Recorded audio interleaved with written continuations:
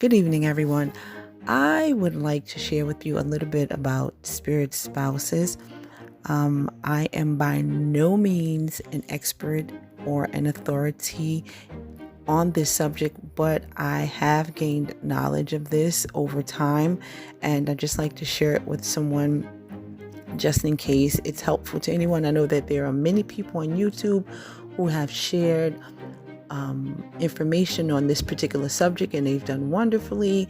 But I just thought I'd put my 2 cents in just in case it helps anyone. As I said before, I am not, by no means, that is my disclaimer, I am not an expert or an authority. I just have learned certain things, and I believe that knowledge is power, so I will share this knowledge with you. I did jot some things down, so I will try to be as clear and concise as possible.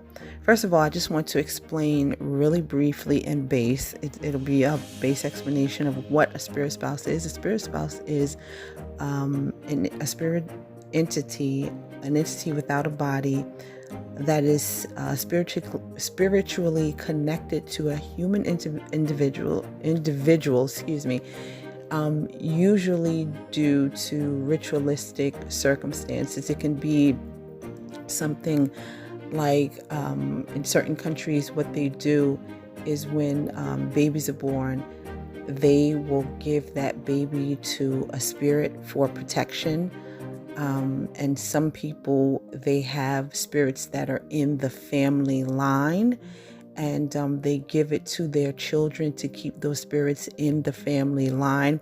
This is why it makes it so hard to break away from this, because it's something that's perpetuated throughout the family line. So the spirit knows that, and it's invited in. So it knows that it has the authority and it has the right to be there because it's invited in. So that's why it's such a hard thing to fight, and it's a very, very, very difficult thing to deal with, especially if you don't know what you're dealing with, and if you do not have a relationship with God. Very, very, very difficult. And even if you do have a relationship with God, if you really don't understand spiritual law, spiritual protocol, it is still going to be difficult. But I will give you a little bit of information, and hopefully this will help. First of all, we have to understand that these entities are not working alone. They do not work alone. It's not like your significant other has a spirit spouse and it's just one spirit against you. No, they are working with familiar spirits, which are spirits that are familiar with you, which makes whatever attack they have on your relationship successful, because of the fact that the spirits that they are working with understand your weaknesses, and they understand what it takes to push your buttons to make you give up on a relationship, to make you fight. Whatever they have to do to break you up, they will do. So understand that they are not working alone. And because these familiar spirits that they're working with, the familiar spirits are, I want to say, they're familiar with your family lineage. So they understand what is in your bloodline. They understand your proclivities.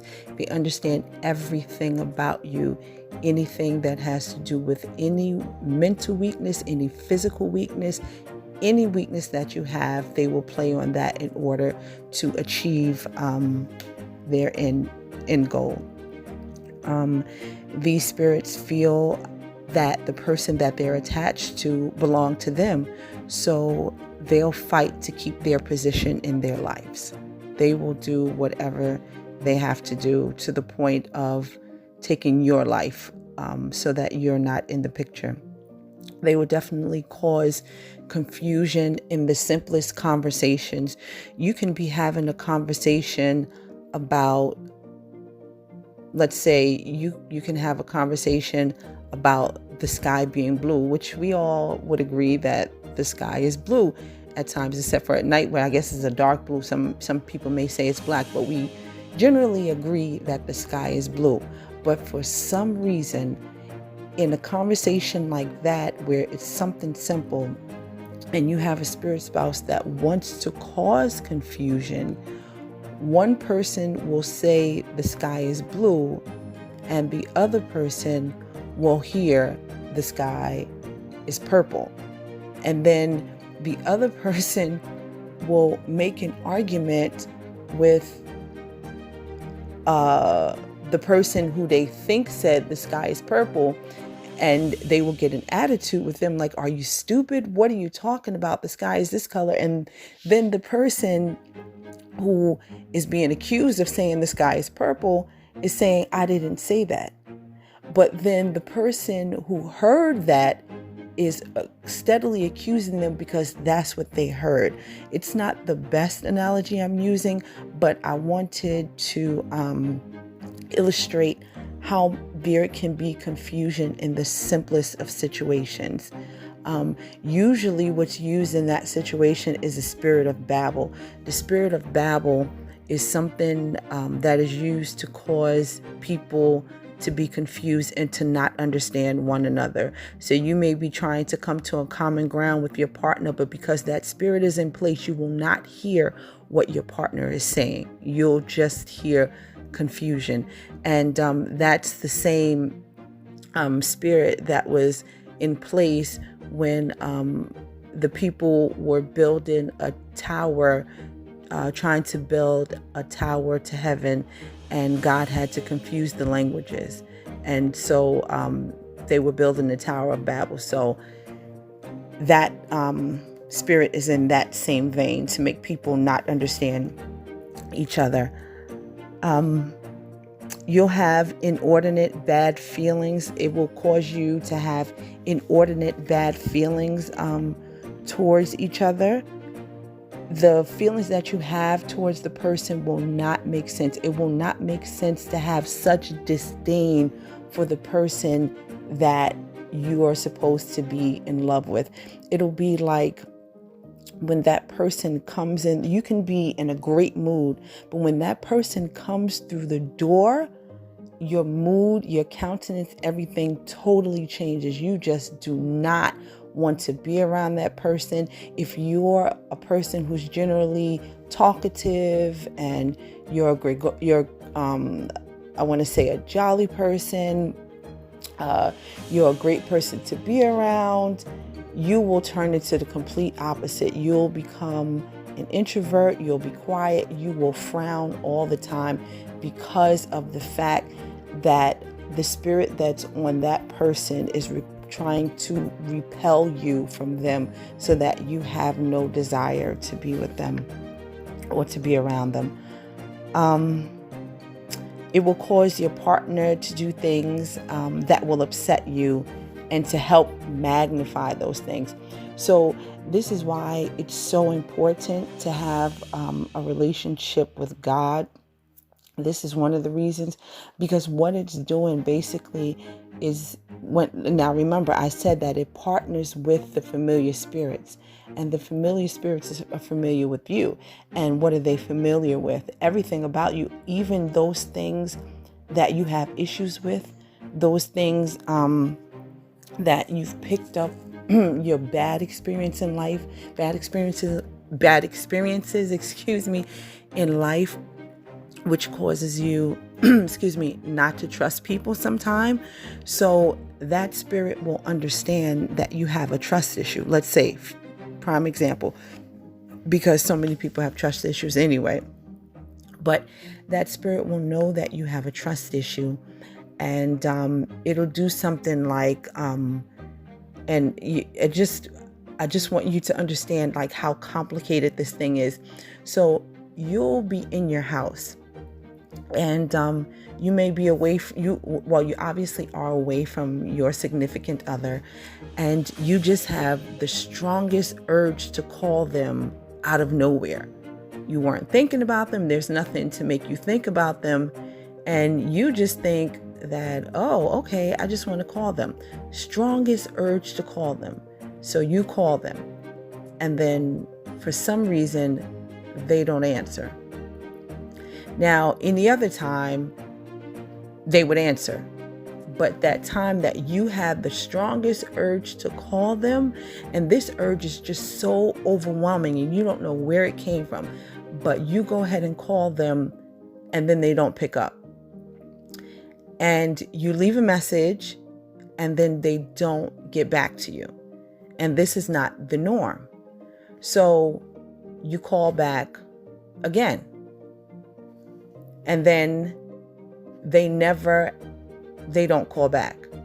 So this goes on because now you're thinking that this person is like, so what is coming into your head is, oh, I see, you can't trust this person. You can't trust that person. But what's happening also on the other end is that spirit understands how you think. And the time that you are actually calling that person is a time that the person is in a meeting. And it's something totally innocent. They're in a meeting. They can't answer the phone right now. The spirit knows they're in a meeting, and the spirit also knows how you think. So if it can get you to call them while they're in a meeting, while they cannot pick up, then it has caused friction there, because whereas you may have been starting to trust them, or you may have been on your way to be on the road to being healed of your past experiences and your past hurts, but then that wound gets opened again, and then you begin not to trust this person, and then you argue with this person, and then it breaks down the relationship just a little bit. You guys may be able to build it up again, but every time you go to build it up, that thing will show up with something else to harass you, to make friction between you guys. Now, since they are working with familiar spirits, they play on your weaknesses and they play on your will. So as I said before, that's why it's very important to have a relationship with God, because whatever weakness you have is exposed to them, and it is a target for them.